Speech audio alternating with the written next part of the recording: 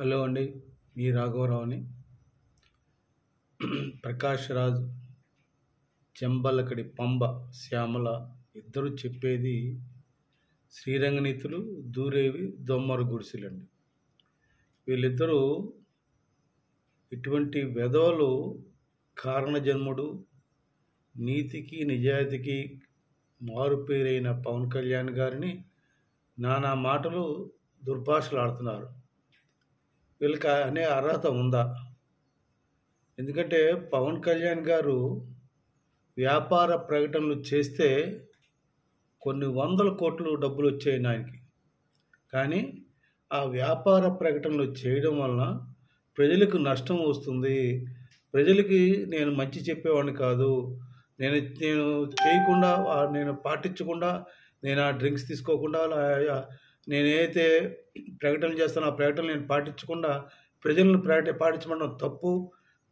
అటువంటి వాణిజ్య ప్రకటనలు నేను నటించనని ఏనాడో తీర్మానం చేసుకొని ఎందుకు నేను చేనేత వస్త్రాలు ధరిస్తాం కనుక చేనేత కార్మికులు బడుగు బలహీన వర్గాలుగా నలిగిపోతున్నారు కనుక ఆ చేనేత సోదరులకి సోదరిమణులకి చేయూతనివ్వాలని వారికి మాత్రమే నేను బ్రాండ్ అంబాసిడర్గా ఉంటానని ఆయన ఎప్పటి నుంచో చెబుతున్నాడు. ఆ ప్రకారంగా నడుచుకుంటున్నాడు. ఈ రోజుకి చేనేతకి బ్రాండ్ అంబాసిడర్ ఎవరంటే శ్రీ పవన్ కళ్యాణ్ గారే. అంత నిబద్ధతతో ఉన్న గొప్ప వ్యక్తి పవన్ కళ్యాణ్ గారు. ఏది కూల్ డ్రింక్ అండి, పెప్సీ కూల్ డ్రింక్ అడ్వర్టైజ్మెంట్ కూడా పక్కన పడేశారు. ఇస్తాం సార్ 5 కోట్లు, ఒక్కసారి నటిస్తే 5 కోట్లు 10 కోట్లు. ఇప్పుడు కాదండి, నేను చెప్పేది 20 years బ్యాక్ సంగతి చెప్తున్నాను. అప్పుడు 5 కోట్లు అంటే ఇప్పుడు 50 కోట్లు సమానం అండి. ఇన్ని డబ్బులు వస్తున్నా తీసుకుని పార్టీని ప్రశాంతంగా నడపవచ్చు. ఈ పనికి మాల ఎదవలు ప్యాకేజ్ అనే మాట ప్రస్తావన రాకుండా నడిపించుకునేవాడిని. కానీ దానికి ఆయన వ్యతిరేకి. చెప్పేది ఖచ్చితంగా అమలు చేస్తేనే చెప్పాలి. అంత కృతనిశ్చయంతో నిబద్ధత గల నాయకుడు పవన్ కళ్యాణ్ గారు. ఈ తప్పుడు ఎదవలు బెట్టింగ్ యాప్లకు ప్రకటనలు చేసి చిన్న పిల్లలు కావచ్చు, పెద్దవాళ్ళు కావచ్చు, ఆశ రేపి వాళ్ళ ఆత్మహత్యలకు ప్రేరేపితవుతున్న, ఆత్మహత్య కారకులు అవుతున్న ఇటువంటి తప్పుడు ఎదవలను ఏమనాలో మీరే నిర్ణయించండి.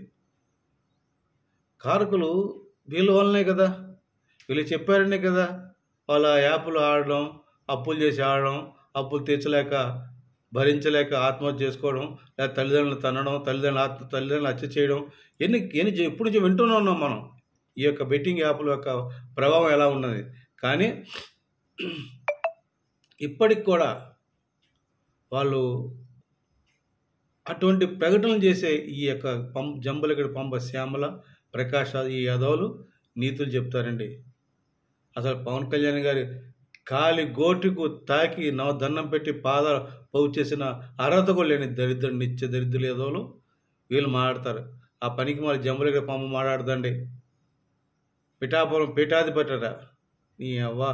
ఏమమ్మా జంబలగడి పంబ, ఒక్కసారి నీ భాగవతం చూసుకో, ఏ రకంగా ప్రజలు మోసం చేస్తున్నావో. నేను ఇటువంటి ఎదవలకి అంటే ఏంటి, ప్రజలను ఇబ్బంది పెట్టే యాప్ల వలన ప్రజలు ఆత్మహత్యలు చేసుకుంటుంటే, ప్రజలు ఇబ్బందులు పడుతుంటే అటువంటి యాప్లకి సపోర్ట్ చేసి అటువంటి యాప్లని ఆడమని ఎంకరేజ్ చేస్తున్న ఈ ప్రకాష్ రాజ్, జంబలగడి పంబ శ్యామలకు సపోర్ట్ చేస్తున్న జగన్మోహన్ రెడ్డిని ఏమనాలి? ఆ జగన్మోహన్ రెడ్డి మనిషా?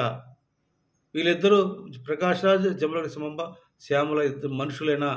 ఇలాగా ఇటువంటివి చాలామంది ఉన్నారు. వాళ్ళు మనకి ముందంటే మనకి ప్రస్తుతానికి వీళ్ళిద్దరు పేర్లు మనం ప్రస్తావిద్దాం, మిగతా వాళ్ళ గురించి తర్వాత మాట్లాడదాం. నేను చెప్పేది ఒకటే అండి, ఈ ప్రకాష్ రాజ్ అంటాడండి, వాడు తప్పని తెలిసిందట, అందుకని తప్పుకున్నాడట. చూడండి, తప్పని తెలిసి తప్పుకున్నాడట. ఇటువంటి చేత కానీ నిత్య దరిద్రుడు వీడు ప్రధానమంత్రి మోడీ గారితో మాట్లాడతాడు, ఎన్నో కబుర్లు చెప్తాడు. ఎంత కబుర్లు చెప్తాడంటే అసలుకి పెద్ద నీతివంతుడిలాగా శుద్ధపోసనని తెగ చెప్తాడు సన్నాసేద. ఇటువంటి దరిద్రులు తప్పని తెలిసి మానేశాట. అది ఆడి బతుకు. నేను చెప్తున్నా కదండి, ఇటువంటి వెధవల్ని ఏదో ఒక రోజు ప్రజలు నడి రోడ్డుపై చెప్పులతో కొట్టి బుద్ధి చెప్పడం ఖాయమని నేను ఈ వీడియో ద్వారా తెలియజేస్తున్నాను. ప్రజలారా గమనించండి. ఆ బెట్టింగ్ యాప్లు ఎవరు కూడా ఆడకండి. పిల్లలకి సెల్ ఫోన్లు దూరంగా పెట్టండి, ల్యాప్టాప్ దూరంగా పెట్టండి. ఈ యొక్క విధానాన్ని మనం పిల్లలకి ఇబ్బంది పెట్టకుండా, పిల్లలు పాడవకుండా కాపాడుకోవాల్సిన బాధ్యత ప్రతి భారతీయ పౌరుడికి ఉంది కనుక ప్రతి ఒక్కరు కూడా వారి తల్లిదండ్రులతో పాటు సమాజంలో ఉన్న ప్రతి ఒక్కరు కూడా సహాయం చేయాలని నేను వారందరినీ కోరుకుంటూ సెలవు తీసుకున్నాను. జై జనసేన, జై హింద్.